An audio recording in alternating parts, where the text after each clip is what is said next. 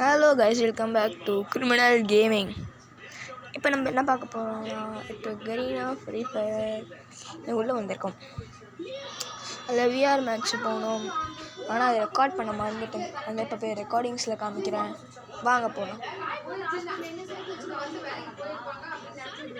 எனக்கு கொஞ்சம் நெட்டு கொஞ்சம் ஸ்லோவாக இருக்குது.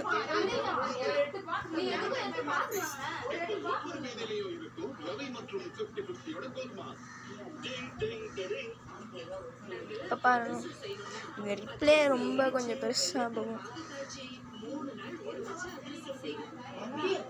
அதாவது 9 minutes பேட்டரி, அவ்வளோதான். பூயும் அடிச்சிட்டோம்.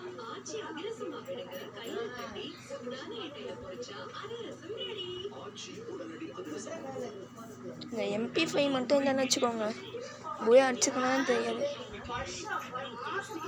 மினி பாக்கெட் மார்க்கெட்டை வச்சு அதை போய் பண்ண.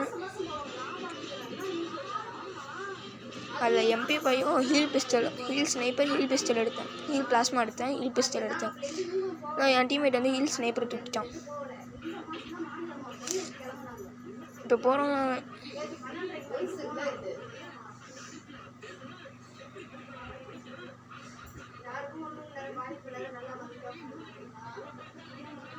வேகமாக MP5 புல்லட்டு வேஸ்ட் பண்ணிவிட்டு ஓடிட்டுருப்பேன். இதோ பக்கத்தில் ஒரு எனிமி இருப்பானா, இவனை அடிச்சுட்டு இருப்பேன். என் டீம்மேட்டே போய் நான் அதை பார்த்து அந்த கெல்லி கேரக்டரை முடிச்சு விட்ருப்போம். அடித்து பார்த்துருப்பேன், ஹீல் பிளாஸ்மா வச்சு டேமேஜ் விழுந்துருக்காது. அதனால அங்கே போய் பார்த்தோம், நாக்கு.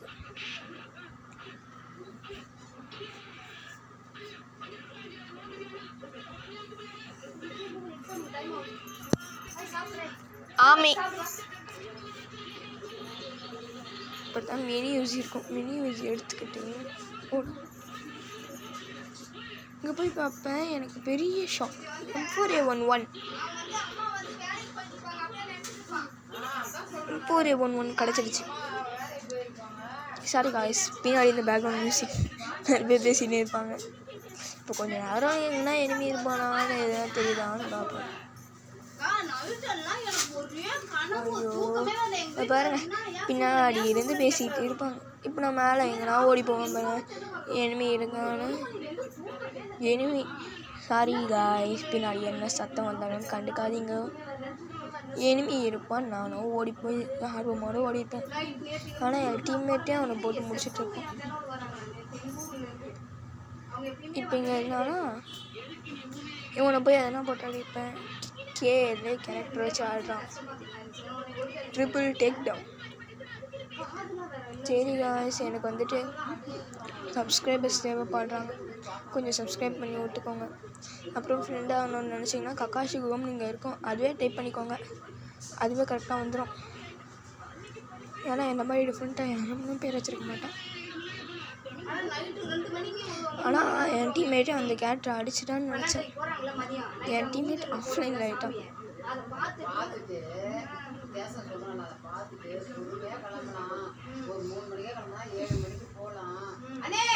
நான் எங்கள் மேட்ச் போய் அடிப்போன்னு எதிர்பார்க்கவே இல்லை. அங்கே வந்து ஒருத்தர் அடிச்சானா ப்ளூவால் போட்டேன். அவன் எனிமி கிட்டே வந்துருப்பான், போட்டு சாத்திருப்பேன். அதுவும் வந்து ரஷ்யன் அடிச்சுக்கிட்டே இருக்கணும்.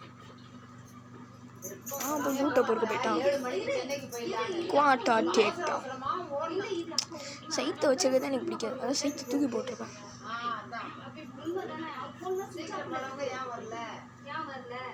நான் சைத்துக்கு வந்துட்டு லோ மூமெண்ட் ஸ்பீடாக வரும். இப்போ இங்கேயே உட்காந்துட்டு இருப்பேன், கொஞ்ச நேரம் கழிச்சு தான் அங்கே பின்னாடியே போகும்.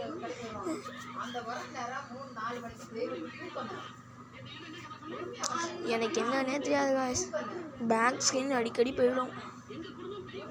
க்ளோவல் ஸ்கின்னும் இன்றைக்கி தான் எப்படியோ வந்துருக்கு. நான் பாட்டில் அப்படி ஓடிட்டுருக்கேன், எனிமி இருக்கான். இங்கேருந்து சைட்லேருந்து ஒரு பேப்பரில் வேலையை காமிச்சிருப்பேன். சரி ஓடி போய் அங்கே அடிச்சிருப்பேன். ஆனால் பிக்கிட்டே ஒரு கேரக்டர் இருந்திருப்பான், அவனை பார்க்கவே இல்லை. அப்புறம் கடைசியில் ஓடி போய் அவனை அழுத்தி பிடிச்சிருந்தேன். கடைசியில் எனக்கு கட்டான வச்சுருந்தா தான் பிடிக்கும். ஆனால் கட்டான வச்சுருந்தா ஒரு எனிமி, ஆனால் எந்த எனிமி தான் ஞாபகம். இப்போ நான் போட்டு லெஜெண்ட்ரி பேட் எதையும் போட்டுருவேன். எனக்கு கட்டான தவிர மீதி எதுவுமே வச்சுக்க மாட்டேன். நானே ரெக்கார்டிங்கில் தான் பார்க்குறேன், பேட்டை தூக்கி போடலாம். ஏன்டா மூமெண்ட் ஸ்பீட் கம்மியாக இருக்குது, மூமெண்ட் ஸ்பீட் கம்மியாக இருக்குன்னு பார்த்தேன். இதில் போயிட்டு அப்கிரேட் சிப் எடுப்பேன். அப்கிரேட் சிப் எடுத்து M4 அப்கிரேட் பண்ணிப்பேன். எனக்கு கிராஸா கிடச்சிருந்தா அந்த மேட்ச் இது மாதிரியே இருக்காது. தெரிச்சுட்டு இனிமே அவனா சிறுவாய் பண்ண வந்தால் சாமான் லேண்ட் பண்ணி போட்டு விட்டு ஓட வேண்டியது தான். வேக வேகமாக ஓடிடல. ஆனால் பின்னாடி இந்த ஒரு நாய் அடிச்சு எவன்டா அவன் கிட்ட போய் ப்ளூவால் போட்டேன். M4 வச்சு அப்புறம் MP40 மாற்றி டொமேல் அடித்தேன். டொமேல் நாக்கு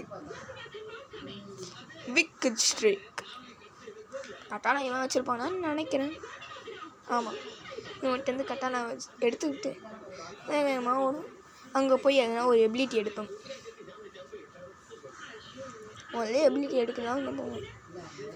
இது வேறு கொஞ்சம் டிஸ்டர்பன்ஸ், அதான் தூக்கி போட்டாச்சு. அங்கே போய் என்ன எபிலிட்டி எடுப்பேன், ஸ்கேவெஞ்சர் பார்த்துக்கோங்க.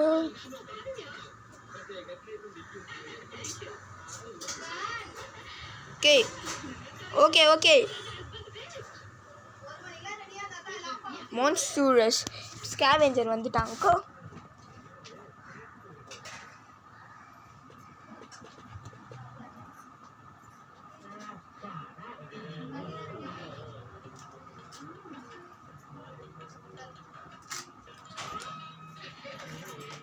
நான் சும்மா ஓடிக்கிட்டே இருப்பேன். நிறைய பேர் லைக் பண்ணாமலே பார்த்துட்டுருங்க, அதை லைக் பண்ணி போட்டு விட்டுருங்கோ. ஓகேவா காய்ஸ்? இதான் ஃபஸ்ட்டு வீடியோ கரீனில் இருந்து வாய்ஸோடு போடுறது. ஸோ காய்ஸ் கொஞ்ச நேரம் நம்ம இங்கேயே நின்றுட்டுருப்போம். அப்புறம் எனிமையை பார்த்துட்டு தான் ஓட ஆரம்பிப்போம். ஃபஸ்ட்டு இந்த ஜோனை விட்டு வெளியில் போயிடுவோம், இந்த ட்ரபிள் ஜோனை விட்டு. அப்போ எனிமே எங்கன்னா வந்து அடிக்கிறானா பாரு, சும்மா நின்றுட்டுருக்கேன்.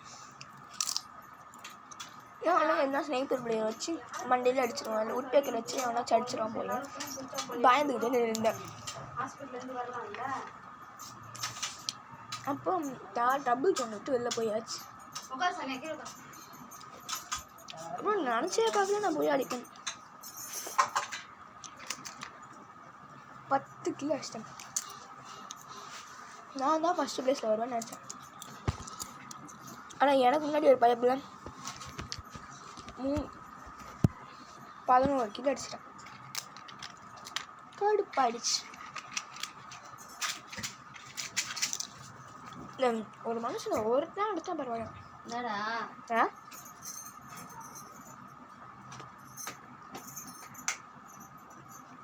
இது நான் பண்ணி வச்சுட்டு போகிறேன்.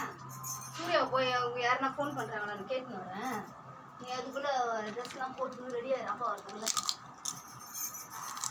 தள்ளி உட்காருவா, பின்னாடி தள்ளு. 2 பேரும் இனிமே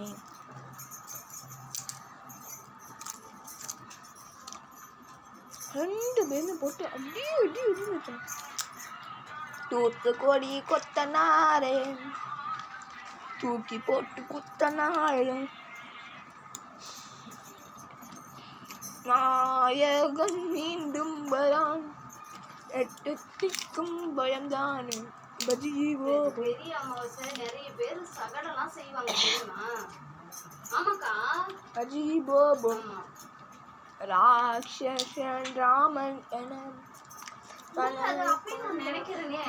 காலையில 10 மணிக்கு வேலைக்கு போவாங்களே, அஜீபோபோ மலையூர்ல தயிர் வாங்கிறாங்களே.